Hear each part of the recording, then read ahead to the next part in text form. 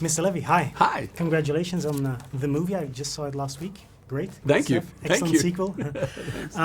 Did you have a chance to read or check the comic books prior to your casting, or not? Yeah, I mean, I did a lot of comic book reading when I first got the job on the first Shazam, and have since touched in and read some other things and researched more. But this had nothing to do with the comics. This was, well, not nothing. I mean, there's little elements here and there, but Sure. By and large, this is an original story.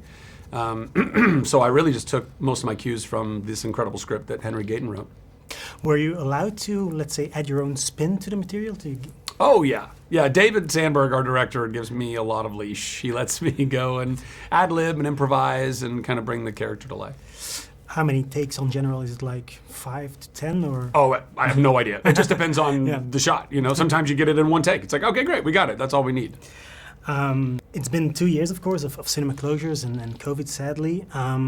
It's great to finally be able to see a big budget movie on the big screen. Yeah. Do you know why people should really go and watch Shazam on the biggest screen with the loudest surround system possible? Yeah, well, I mean, listen, I just think going to the movie theater is it's kind of a magical experience. It's a communal experience. I think we are all starved for community.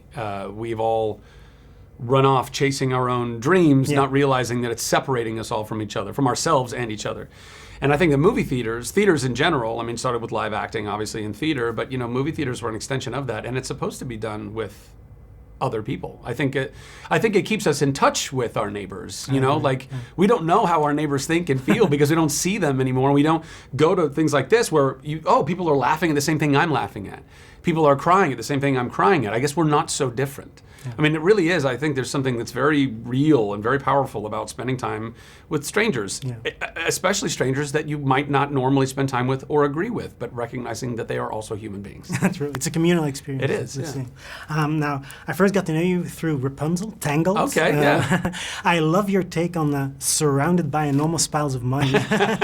There's like a sort of rolling R. I don't know if you remember. It's like surrounded by enormous. Surrounded by enormous piles of money. It's lovely. Now, you have a great singing voice. We all know that. Thanks. Suppose Shazam were a musical.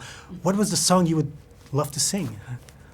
Oh, wow. I don't know. I don't know. Lots of like dance pop music, I think, yeah. Throw some Stevie Wonder in there, some Dua Lipa. I'd be a happy guy. Okay, great.